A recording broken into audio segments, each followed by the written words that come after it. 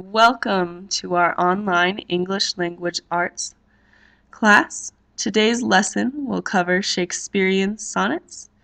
As you watch this presentation, be sure to take notes, as tomorrow we will be writing our own Shakespearean sonnets in class, and we will have a little quiz at the beginning to test your knowledge about Shakespearean sonnets. So let's begin. First, I bet you're wondering what a Shakespearean sonnet is. Well, let me tell you. It's a special type of poetry, and it has a very specific structure and rhyme scheme. It consists of 14 lines, it has 10 syllables per line, and is written in iambic pentameter, which I will discuss later, and it follows a specific rhyme scheme. It was developed in the 16th century and became a popular writing form and was employed especially by Shakespeare, who used it in hundreds of his poems.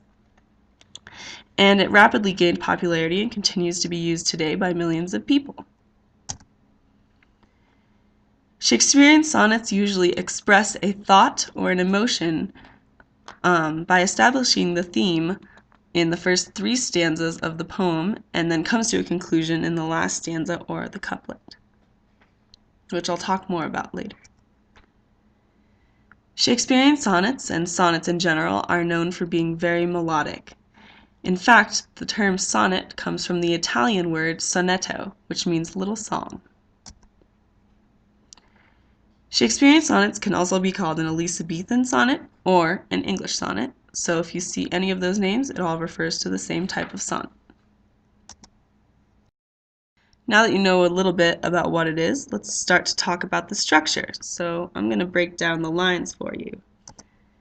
There are 14 lines, and they're divided into 3 quatrains and a couplet based on their rhyme scheme. And I bet you're wondering what quatrains and couplets are, so I'm going to tell you. A quatrain is a stanza in poetry that consists of 4 lines. Think of it as one little paragraph in this poem. A couplet is a stanza in poetry that consists of 2 lines as opposed to the 4 in the quatrain. And as I said, it usually comes at the end of the poem as the conclusion. And it plays a pivotal role, as I've just mentioned, and arrives at either a conclusion, an amplification, or even a refutation of the previous 3 stanzas, and often creates an aha moment at the end. And now that you know a little bit about how the poem is broken up, we're going to talk even further about how it's broken up through its meter, feet, and syllables. So Shakespearean sonnets are usually written in iambic pentameter, so there's 5 iambic feet in each line, and I know that's a scary word, but we're going to break it down. The first word you should know is meter, and it refers to the pattern of syllables that are in a line of poetry. And syllables is just a fancy way of saying where you stress or don't stress your words when you speak. So, to be or not to be, that is the question. That's our example on the right, if you look at it. And you can see that there are marks above each word, and that just shows the different stresses, which I'll talk about in a minute, of the words. But each one represents a different syllable. So, to be or not to be. Each one of those words is 1 syllable. And syllables, as I said, can be stressed or unstressed. And when combined, you get a foot. So each one of those little sections, so to be and then or not, those are each 1 foot because they have 2 syllables in them, but you can also have 3. And to find the difference between stressed and unstressed syllables, like I've been talking about, you have to look at the way you're pronouncing the words.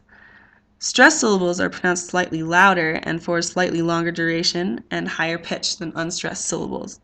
So unstressed syllables tend to be a little softer and less strong sounding. So to be, or not to be.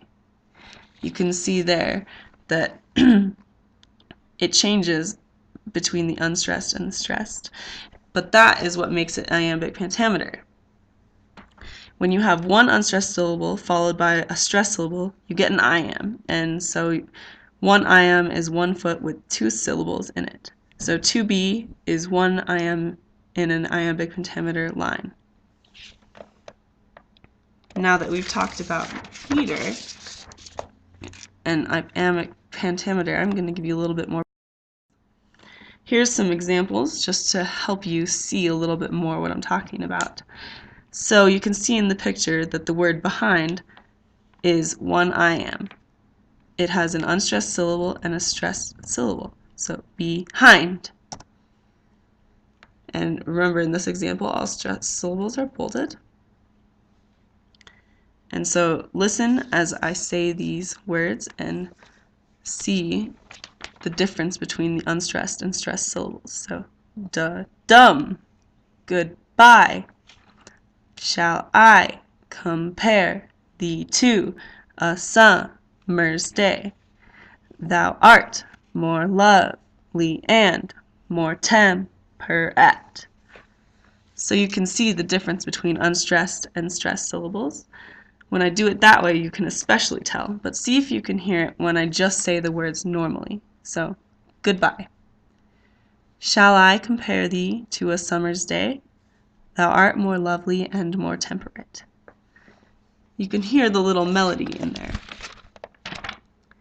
But it gets even better because there's a specific rhyme scheme that a Shakespearean sonnet follows. And it goes as, here it is.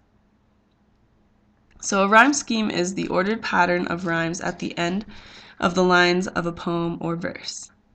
So if you look at the example below, you see that the first line says, "My mistress's eyes are nothing like the sun." And then if you skip down to the third line, you see that it says, "If snow be white, why then her breasts are dun."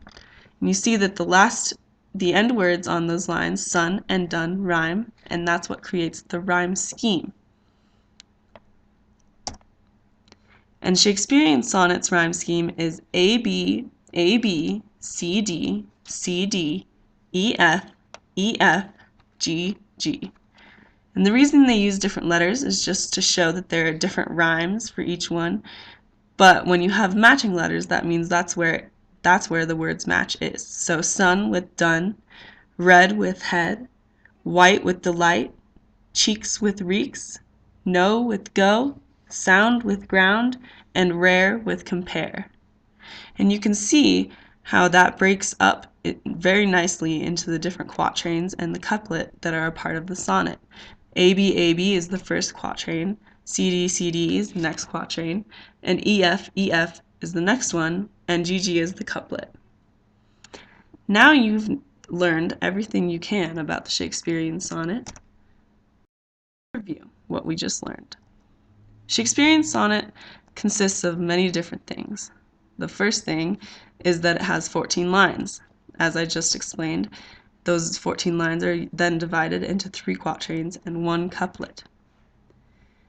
Shakespearean sonnets are written in iambic pentameter, which means there's 10 syllables per line, and that means that they're just stressed and unstressed. Shakespearean sonnets follow a specific rhyme scheme, and that is AB, CD, EF, G. And Shakespearean sonnets usually have a theme or a thought or emotion or message, and it's established in the first 3 quatrains, followed by the aha moment in the couplet. And to end this lesson, we're going to look at this Shakespearean sonnet example, which you saw a little earlier in the presentation, but I'm just going to read it out loud to you, and you should follow along. So, Sonnet 130 by William Shakespeare. My mistress's eyes are nothing like the sun. Coral is far more red than her lips red. If snow be white, why then her breasts are dun. If hairs be wires, black wires grow on her head. I have seen roses damasked, red and white, but no such roses see I in her cheeks. And in some perfumes is there more delight than in the breath that from my mistress reeks. I love to hear her speak, yet well I know that music hath a far more pleasing sound.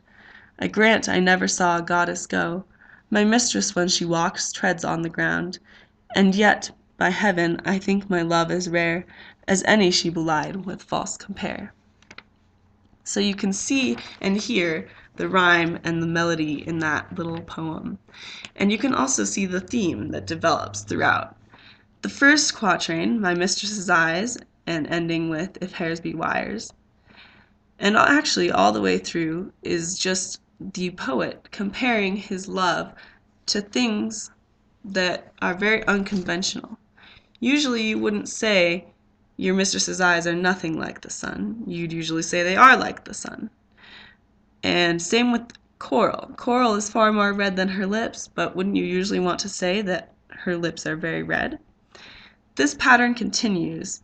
He seems to be uplifting his love when really he's saying the reverse in these lines. And in fact, some of them are even insults, like, and in some perfumes is there more delight than in the breath from my mistress reeks. He's basically saying that her breath smells bad. But he ends it in a very good way by saying, and yet by heaven I think my love as rare as any she belied with false compare, which shows that their love is special and rare, and there's nothing else that could compare to their love and her. So really, all of those things before don't mean anything, because nothing can compare to his love. And that's why the couplet is important, and it helps to conclude the poem. That has been our lesson for today. I will see you in class tomorrow.